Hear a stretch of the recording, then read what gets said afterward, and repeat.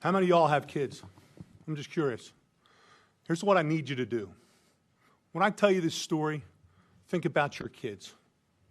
Think about your child coming home from a night out with their friends, laying down, going to sleep, feeling somebody come in the room and wake them and drag her out of bed, naked, forced on her knees with her hands over her head, begging for her life, begging for her hero, her father, me, that couldn't be there.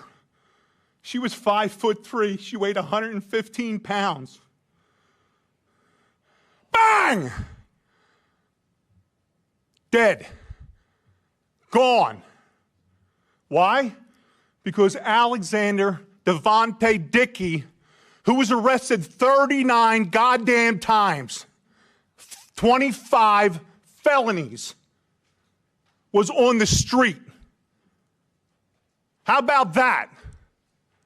How good are we doing for our family? How good are you doing for your kids? He should have been in jail for over 140 years for all the crimes he committed. You know how much time he spent in prison? A little over 600 days in 10 years. He's only 30 years old. He was committing 2.65 crimes a year since he was 15 years old, but nobody could figure out that he couldn't be rehabilitated. Well, you'd have to put him in prison to see if he could be rehabilitated. Isn't that the idea of prison?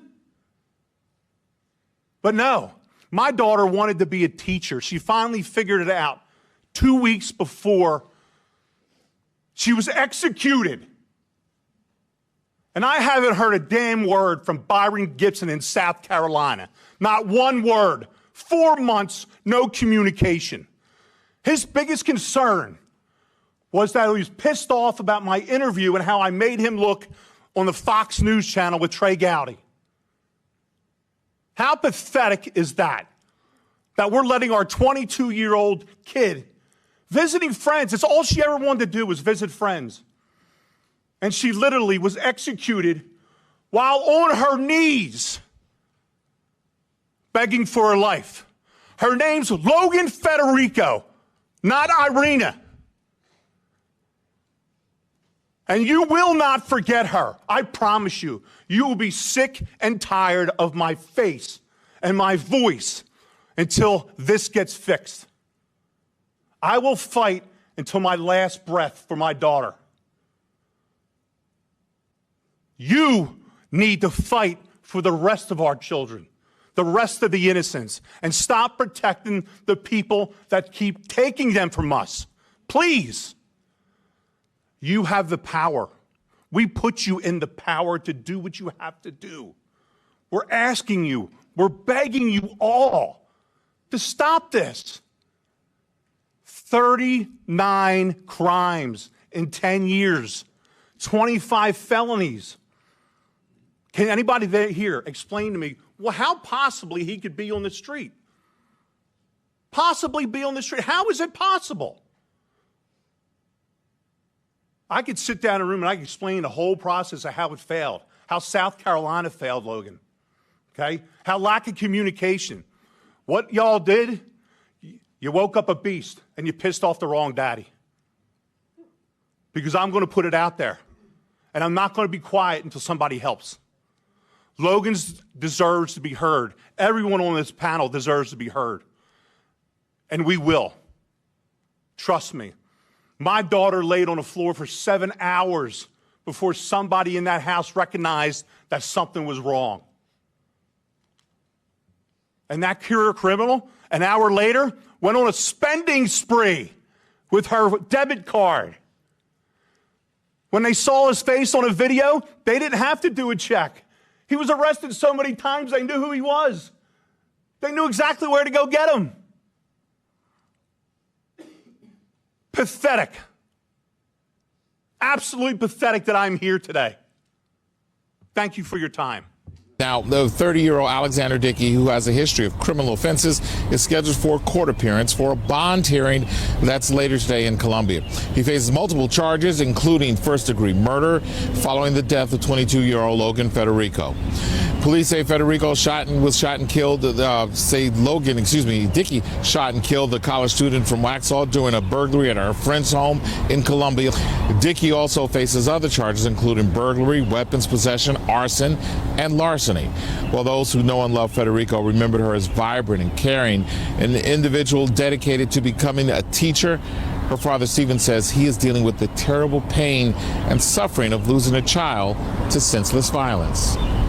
I'm officially the father of a murdered child. I'm going to figure out how to make kids safer at colleges and campuses and frat houses and stuff. 22-year-old Logan Federico was randomly shot and killed during an alleged home invasion near the University of South Carolina. Police say Logan had just returned to the house where she was staying when she came face to face with an intruder. Columbia police believe she was one of at least 10 victims targeted by the same man, a suspect accused of breaking into homes, stealing cars, using stolen credit cards, and eventually setting a house on fire. Now, friends and family are left mourning a young woman whose life was cut short. And please keep my daughter and your family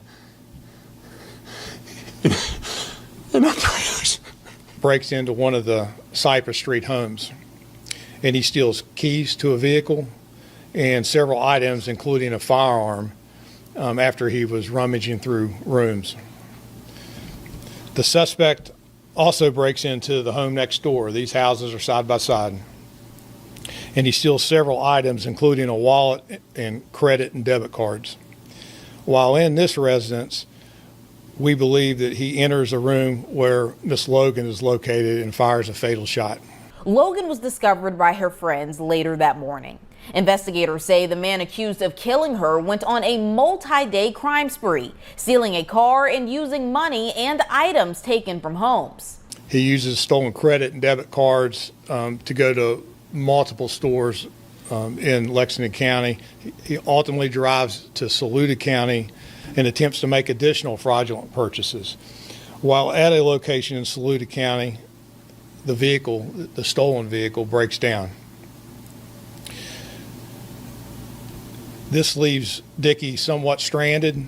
He then calls for a tow service to move his stolen vehicle from Saluda to a residence in Gaston County, which is in Lexington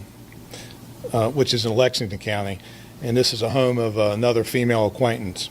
At this time, police had identified Dickey as a person of interest and began tracking transactions made with the stolen credit cards. Investigators say they eventually located him and surrounded the home where he was staying.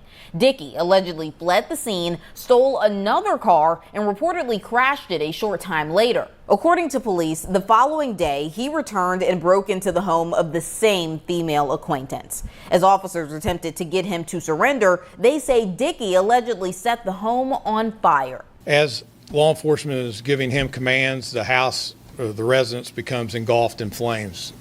It's set on fire. Dickey is extracted through a window, taken into custody by the Lexington County Sheriff's Department, and he was taken to a hospital where he was treated and released. Dickey was arrested and charged with multiple crimes, including murder, burglary, arson, grand larceny, and more.